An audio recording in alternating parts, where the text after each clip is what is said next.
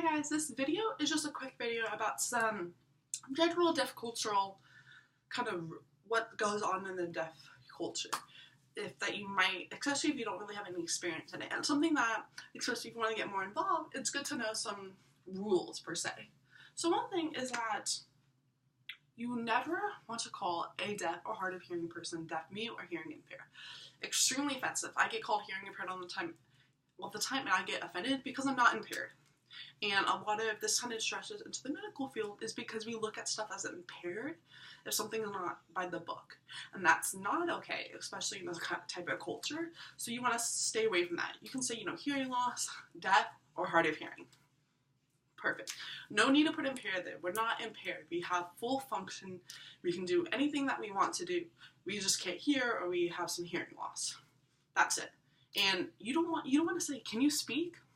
It's actually really, a lot of people prefer not to speak in the deaf culture. I have a lot of people that I know and friends that is proud that they don't speak. It's just something in the deaf culture that I don't really have that part of it because I'm hard of hearing and I grew up in a pretty big hearing community. So, but you don't want to ask them that, and that goes in the offense of deaf mute. They're not mute. You don't want to bring that up. If they talk, they talk. If they don't talk. Whatever their preferences, but bring that up, especially as a physician. It's not really your place. You're there to take care of their sickness, their broken bone. It's not your place of, why don't you talk? Yeah, you're hearing impaired because you can't hear. I've had doctors say that to me. I've had doctors suggest a cochlear implant. That's something else that you want to bring up. That's a whole other topic that I know a lot about, but I'm not going to bring up this. But it's a controversial topic because it feels that you're trying to correct us. A lot of deaf and hard of hearing people feel that if you're suggesting cochlear implant, you're kind of taking away from their culture and who they are, and you're only suggesting that, and you're suggesting that there's something wrong with them. A lot of deaf and hard of hearing people do put the cochlear implant, but that's their preference. But you don't want to put pressure on them, and you don't really want to ask unless they bring it up. I've had doctors ask me, and I'm not sure if I would even be a candidate, but you don't really want to ask that because it's a little offensive because you're kind of correcting who you are. It's fine. And sometimes you don't even want to ask if they wear hearing aids. Some deaf people don't. Some deaf people do. Some hard of hearing people that maybe would benefit from hearing aids don't wear it, but it's not your place. Your place is to take care of how they preference of how they act and what maybe accessibility stuff they have and what they don't have.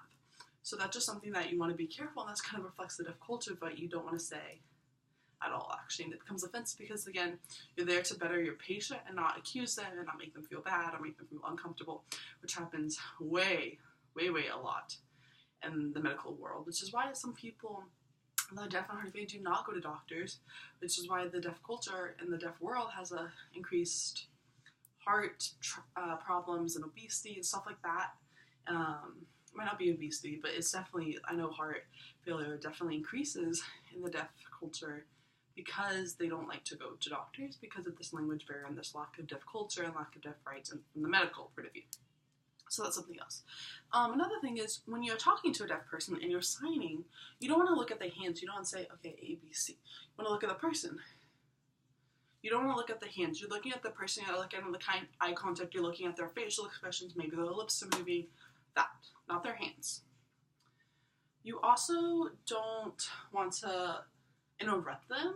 If you're talking, you don't want to someone's signing here, kind of go around them, make them go to context. It's actually okay to walk through people signing. It's actually okay to do that, but you don't want to walk around in an obvious way or stare at them weird. Respect their conversation, their types of communication.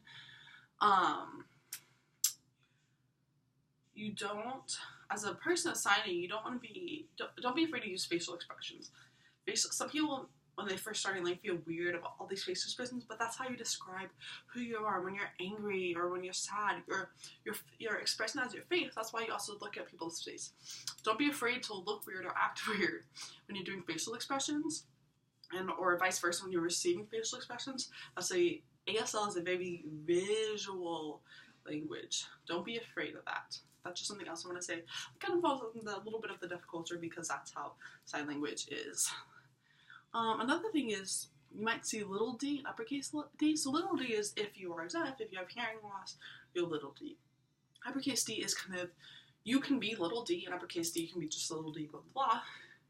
Uppercase D is that you're involved in the deaf culture. You identify yourself as being part of the deaf culture. You advocate, you stand for, you have deaf pride, that stuff. That's uppercase D. And just a lot of other stuff is, these are just some few things. There's so many different parts of the deaf culture.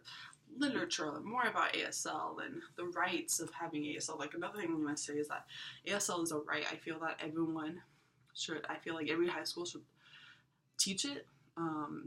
I feel like every preschool, every kindergarten, I feel like every med school should have it in the curriculum of learning basic American Sign Language, because it just, American Sign Language, I feel, is a fundamental right as a human to know, because it's such an important language, and it's hard, but it's a very good language. Even just to learn basic ASL, which is why I put this, is because I'm not really teaching you so much about syntax or grammar. I did a little bit about, the classifiers.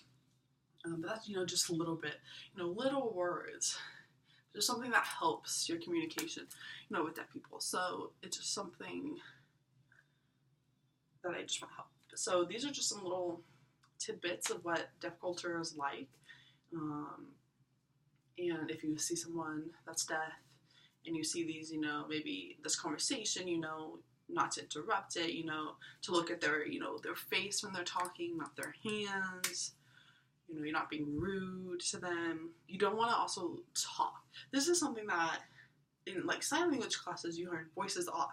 You shouldn't really talk around a deaf person, which is, if there's an interpreter, you're talking to the person and not the interpreter, which I also said in a video. But if you're talking to the interpreter and you're not looking at the deaf person, that is extremely rude, because you're not acknowledging them. They're the patient, they're the person. The interpreter is technically not a person. I'm going to try to say it like that so you can understand, is that the interpreter is not a person right now. They're just someone that's translating, but you're really only focusing on the deaf person, the patient, or whoever. Another thing is if you're, let's say these deaf people over here conversating, and, I'm looking at them, and then they look at me, and then I'm talking to you, blah, blah, blah, blah. It's rude, because it's like you're ignoring them, especially if maybe you're in a conversation with some deaf people, and two people are signing back and forth, and you're talking. It's rude, because it's like you're not acknowledging them, you're not acknowledging ASL, you're talking. It's very rude. So it's a good thing to do voices off. Some deaf people talk, some people move their lips, that's okay, but you want to incorporate. If you don't know sign language, say, sorry, I don't know sign. That's okay. It's kind of establishing it, and sometimes you're going to have to talk in front of deaf people. But if you're really in a communication, especially in a medical situation, especially if there's an interpreter around, or maybe the deaf person has a wife that's hearing, you don't want to talk to the wife only. You're focusing on the patient. The reason that you're here in that hospital, in that doctor's office, is because of this patient. So make sure your eyes, your ears, everything is devoted to the patient, not the loved ones that are hearing, or even other loved ones that are maybe hard of hearing or deaf.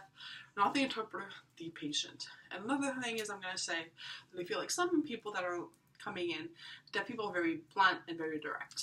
We sign things that describe people about who they are, no matter what it is. We ask questions. And so sometimes when a lot of the people are fine, them asking questions, like you asking questions to them, that might be a little direct, because that's who they are. We ask questions that direct. There's a lot of deaf people that ask very direct questions about how it is to be hearing, and hearing people shouldn't really take offense to that, but it's definitely, you should take offense to people that are, if you call